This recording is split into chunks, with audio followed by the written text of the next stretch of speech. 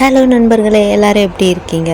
இன்றைக்கி சிவரஞ்சனியும் இன்னும் சில பெண்களும் அப்படிங்கிற 3 கதைகள் கொண்டு இருக்கக்கூடிய ஒரு சின்ன மூவியை தான் பார்க்க போகிறோம். இந்த கதை முழுக்க முழுக்க பெண்களை மையப்படுத்தி அமைக்கப்பட்ட கதை. இந்த கதையோட சிறப்புன்னு பார்த்தீங்கன்னா 3 பெண்களை மையப்படுத்தி 3 வித்தியாசமான வாழ்க்கை சூழலில் பொதுவான பிரச்சனையை பற்றி இந்த படம் சொல்லுது. இந்த படத்தை ரிவ்யூ பண்ணுறதுல எனக்கு ரொம்பவுமே மன நிம்மதி. வாங்க ஃபஸ்ட்டு கதையை என்னன்னு பார்க்கலாம். முதலாவது கதையில் பயங்கரமான வெயிலில் புருஷன் ஒருத்தன் முன்னாடி ரொம்ப சம்மந்தமே இல்லாத மாதிரி போய்கிட்டு இருக்கான். அவனை பின்தொடர்ந்து அவளுடைய மனைவி வரா. வெளியே எங்கேயோ போயிட்டு அவளுடைய பையும் நிறைய நனைஞ்சிருக்கு. கையில் கை குழந்தையோட இந்த வேகாத வெயிலில் செருப்பு கூட போடாமல் வந்துக்கிட்டு இருக்கா. அவன் செருப்பு போட்டிருந்தாலும் முன்னாடி வேகமாக போய் வண்டியிலேயும் ஏறிறான். வண்டியில் ஏறின அவன் இன்னும் வந்து ஏறலன்னு சொல்லிட்டு அந்த பொண்ணை ரொம்ப கடிஞ்சுக்கிறான். ரோடுன்னு கூட பார்க்காம பயங்கரமாக திட்டுறான். திரும்பி வந்து குழந்தைய கூட கையிலேயே வச்சுக்கிட்டு சாவியை கஷ்டப்பட்டு பேக்குள்ளேருந்து தேடி எடுக்கிறா. அவன் ஒரு வார்த்தை கூட பேச மாட்டேங்கிறான். கதவை திறந்த உடனே நேராக வீட்டுக்குள்ளேயும் போயிடுறான். பையன் 2 கையிலையும் தாவிட்டு குழந்தைய தூக்கிட்டு ராத்திரி வந்து சமைச்சு அவனுக்கு சாப்பாடு எடுத்து வைக்கிறான். அவன் சாப்பிடும்போது கூட ஒரு வார்த்தை கூட பேச மாட்டேங்கிறான். அவனுக்கு மட்டும் முட்டை எடுத்து வச்சுக்கிட்டு குழந்தைய தூங்க போடுறான். அடுத்து பார்த்திங்கன்னா அவன் சாப்பிட்றான். சாப்பிட்டு போய் அவன் பாட்டுக்கு படுத்துக்கிறான். இந்த பொண்ணுடைய வேலைகளை கண்டுக்க கூட மாட்டேங்கிறான். இந்த பொண்ணு இருந்தது பாலும் கொட்டி போயிடுச்சு அப்படின்னு ரொம்ப வருத்தத்தோட காசெல்லாம் தேடிக்கிட்டு இருந்தா குழந்தைக்கு பால் வாங்கலான்னு. அவன்கிட்ட போயிட்டு காசு இல்லை, குழந்தைக்கு பால் வாங்கணும்னு சொல்லி கேட்குறான். அவன் கண்டுக்காமல் திருப்பி தூங்கிடுறான். குழந்தை ராத்திரியெல்லாம் பாலுக்காக அழுதுகிட்டே இருக்கிறனால இவளே போயிட்டு பால் வாங்கிட்டு வந்து குழந்தைக்கு பாலும் கொடுக்குறா. அந்த குழந்தை பாலை குடிக்காமல் அழுதுகிட்டு இருக்கேன். இவன் எந்திரிச்சு அழுகை எப்படியாவது அமுத்துன்னு சொல்லி மிரட்டுறான். அதுக்கப்புறம் கூட அந்த குழந்தை அழுகனால எந்திரிச்சு வந்து அந்த மனைவியை போட்டு அடி அடின்னு அடிக்கிறான். அவள் அடி பொறுக்க முடியாமல் இன்னொரு தடவை மேலே கை வச்ச அப்படிங்கிற ஒரே வார்த்தை மட்டும்தான் சொல்லுவான். அப்போ அமைதியானவன் அடுத்த நாள் காலையிலையோ என்ன சொன்னாலும் பேசவே மாட்டேங்கிறான். இந்த பொண்ணும் பாவம் காலையிலேயே காஃபியை போட்டு வந்து கொடுத்து எழுப்புது. ஆனாலும் அவன் கண்டுக்க மாட்டேங்கிறான். எதுவுமே சொல்லாமல் அவன் பாட்டுக்கு கிளம்பி அவனுடைய வேலைக்கு போயிடுறான். இந்த பொண்ணு வீட்டில் இருக்க பாத்திரத்தெல்லாம் கழுவி வச்சுக்கிட்டு அடுத்தடுத்த வேலைகளை செஞ்சுக்கிட்டு சாயந்தரம் அவன் வந்ததுக்கப்புறம் போய் பேசலாம் அப்படின்ட்டு பேசலான்னு ட்ரை பண்ணுறான். அவன் கண்டுக்கவே மாட்டேங்கிறான். அன்றைக்கி நைட்டு படுத்து தூங்கிடுறான். அவனுக்கு சமைச்சு போடுறதுக்காக 2 அப்பளத்தை பக்கத்து வீட்டு பாட்டிக்கிட்டு இருந்து இந்த பொண்ணு கடன் வாங்குது. ரொம்ப சங்கோச்சப்பட்டு வாங்கிட்டு நான் திருப்பி கொடுத்துறேன் பாட்டின்னு சொல்லுது. நீ கொடுத்துருவேன்னு எனக்கு தெரியும்டி, முதல்ல போய் சமைச்சு போடுன்னு சொல்லி அனுப்புகிறான். அவன் சாப்பாட்டு கூட இந்த பொண்ணுக்கிட்ட ஒரு வார்த்தை கூட பேசாமல் சாப்பிட்டுட்டு மறுபடியும் தூங்கிடுறான். இந்த பொண்ணு இவத்தை பார்த்தே வெறுத்து போயிடுது. அவன் தூங்காமல் கூட ராத்திரி அமைதியாக இருந்தாலும் இந்த பொண்ணுக்கிட்ட ஒரு வார்த்தை கூட பேச மாட்டேங்கிறான். அடுத்த நாள் பொறுத்து பார்த்து மன்னிச்சிருங்க, நான் இனிமேல் தெரிய மாட்டேன், உங்களை எதிர்த்து பேசுனது தப்பு தானே இந்த பொண்ணு காலில் விழுகாத குறையா கெஞ்சி கேட்குது. அவன் எப்படியாவது பேசி சமாளிச்சிடலான்னு நினைக்கிறான். ஆனால் அவன் ஒரு வார்த்தை கூட இவக்கிட்ட பேச மாட்டேங்கிறான். அவன் எதுவுமே பேசாதனால இவளுக்கு என்ன செய்கிறதுனே தெரியாமல் என்ன வேணால் அடிச்சிருங்க அப்படின்னு சொல்கிறான். இருந்தாலும் அவன் இல்லைன்ட்டு நான் கிளம்பி வேலைக்கு போகிறேன்ட்டு வேலைக்கு போனவன் தான். அதுக்கப்புறம் அவள் வெயிட் பண்ணி பார்த்தும் கூட அவன் வரவே இல்லை. எத்தனை நாள் வெயிட் பண்ண முடியும்? அவளும் பாவம் சாப்பாட்டுக்கு வழி இல்லாமல் பக்கத்து வீட்டு பாட்டிக்கிட்ட அந்த குழந்தைய கொடுத்துட்டு ஒரு அப்பளக்கடைக்கு வேலைக்கு போகிறா. போலீஸ் ஸ்டேஷன்லேயும் அவளுடைய புருஷனை கண்ணன் கம்ப்ளைண்ட் பண்ணுறான். ஆனால் அவன் கிடைச்ச பாடில்லை. அந்த கை குழந்தை வளர்ந்து பெருசே ஆயிடுச்சு.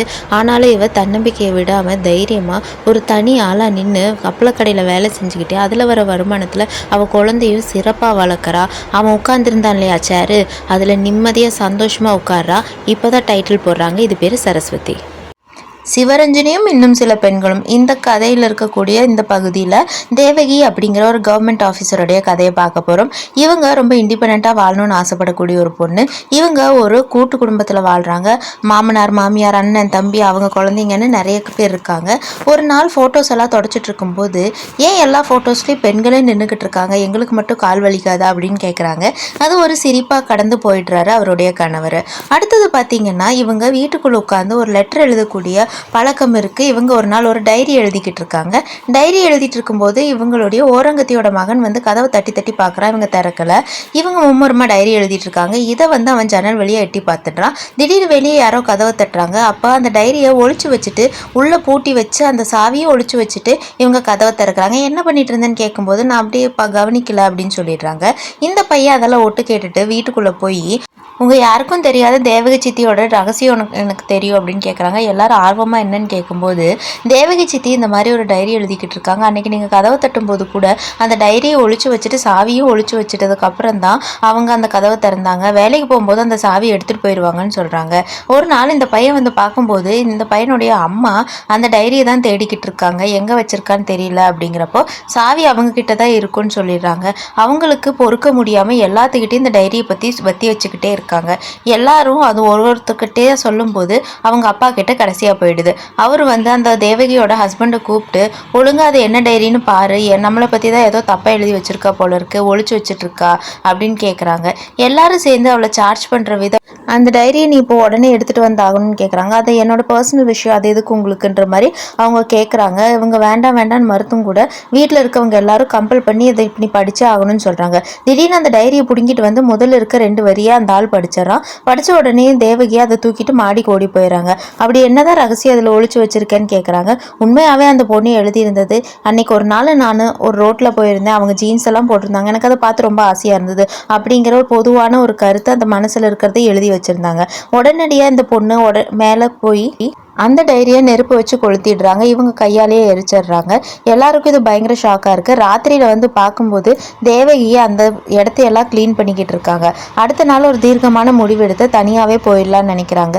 சுதந்திரம் இல்லாத இடத்துல அவங்களுக்கு வாழ பிடிக்கல. அந்த பொண்ணு அவங்களுடைய திங்ஸ் எல்லாம் எடுத்துகிட்டு கிளம்புறதை இந்த பையனும் பார்க்குறான். அப்புறம் பார்த்தா அந்த தேவகி ரோட்டில் ஒரு கடையில் நின்று நிம்மதியாக காஃபி குடிச்சிட்டு இருக்கா. சுதந்திரம் கிடைச்ச மாதிரி ஒரு உணர்வோட நிம்மதியாக டீ குடிச்சுக்கிட்டு இருக்கா.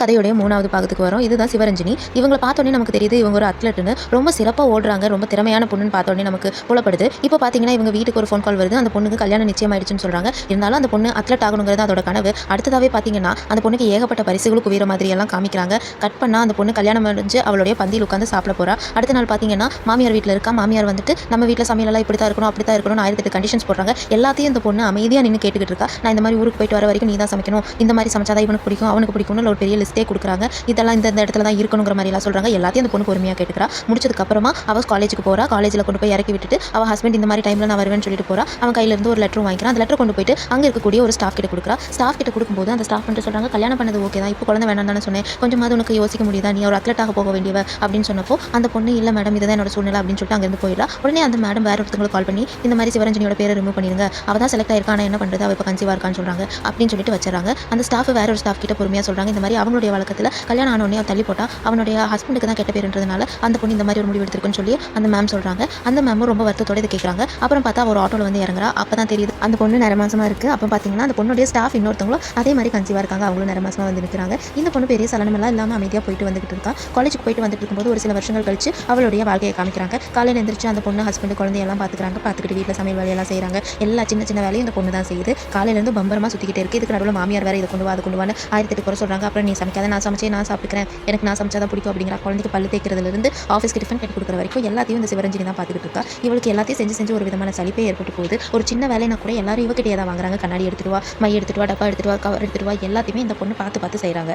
வீட்டில் இருக்க வேலையெல்லாம் முடிச்சுட்டு குழந்தையெல்லாம் அனுப்பி விட்டுட்டு கீழே போயிட்டு இஸ்திரி பண்ண துணியை கூட வாங்கிட்டு வரது இவங்க வேலையாக இருக்குது. அது முடிச்சதுக்கப்புறமா ஃபார்மசிக்கு போகிறாங்க. அந்த ஃபார்மசியில் அந்த பாட்டிக்கான மருந்துகள் வாங்குறாங்க. வாங்கிட்டு திருப்பி வர்றாங்க. வர வழியில் ஒரு கிரௌண்டை பார்க்குறாங்க. அந்த கிரௌண்டில் பொண்ணுங்க எல்லாருமே அத்லெட்டிக்ஸ் பண்ணிட்டு இருக்கிறத பார்த்து உங்களுக்கு ரொம்ப சந்தோஷமாயிருது. அடுத்த நாள் நான் கரூர் போக போகிறேன் அப்படின்னு சொல்லி சொல்கிறாங்க. அந்த பொண்ணுடைய சொந்த ஊர், அந்த பொண்ணு படித்த ஊர். இப்போலாம் போகாத, நீ சண்டே போ அப்படின்னு சொல்லி அவங்க சொல்கிறாங்க. சிவரஞ்சனி மறுபடியும் சண்டே வந்து அவங்க காலேஜில் இருக்க ஸ்டாஃப் கிட்ட நான் வாங்கின பரிசுகள் கேடையதெல்லாம் நான் பார்க்கணும் அப்படின்னு சொல்கிறாங்க. இந்த மாதிரி பழைய ரூமில் போட்டு வச்சிருப்போம், போய் பாருங்கிறாங்க. அந்த பொண்ணு தேடி தேடி பார்க்குது. ஆனால் அவளுக்கு கிடைக்கவே இல்லை. ரொம்ப நேரம் ஆகிட்டும் அவள் எல்லாத்துலேயும் தேடி பார்க்குறா. ஆனால் அவள் வாங்கின ஒரு ஷீடு கூட அவளுக்கு கிடைக்கல. அந்த பொண்ணு கிட்ட கேட்டப்போ இந்த மாதிரி இதெல்லாம் வித்துருப்பாங்க அப்படின்னு சொன்னப்போ சொல்லியிருந்தா நான் கூட வாங்கியிருப்பேன்னு சொல்கிறாங்க. இந்த பொண்ணு போயிட்டு நைட்டு மிட் நைட் தான் வரா. அவள் புருஷன் கூட வந்து கதவை திறந்து விட்டுட்டு எதுக்கு மேலே எதுவுமே பேசவே இல்லை. அப்புறம் பார்த்தீங்கன்னா அடுத்த நாள் காலையில் மறுபடியும் அதே மாதிரி மிஷினாக ரொட்டினா அதே வேலையை தான் செஞ்சுக்கிட்டு இருக்கா. சமைக்கிறது, துவைக்கிறது எல்லாம் பண்ணிட்டு அந்த குழந்தைய ஸ்கூலுக்கு அனுப்பி விட்டுறா. அப்போ பார்த்தா அவளோட டிஃபன் பாக்ஸ் வீட்டில் விட்டுட்டு போயிட்டான் தெரியுது. டிஃபன் பாக்ஸ் எடுத்து கீழே போய் பார்த்தா பஸ் அப்போ தான் அங்கேருந்து கிளம்பிருக்கும். எப்படியாவது ஓடி போய் அந்த பஸ்ஸில் இருக்கவங்க கிட்ட இந்த டிஃபன் பாக்ஸ் கொடுத்துட்டு அவ்வளோ வேகமாக ஓடி போறா. ஒரு வழியாக சேஸ் பண்ணி அந்த பஸ்ஸையும் பிடிச்சறா.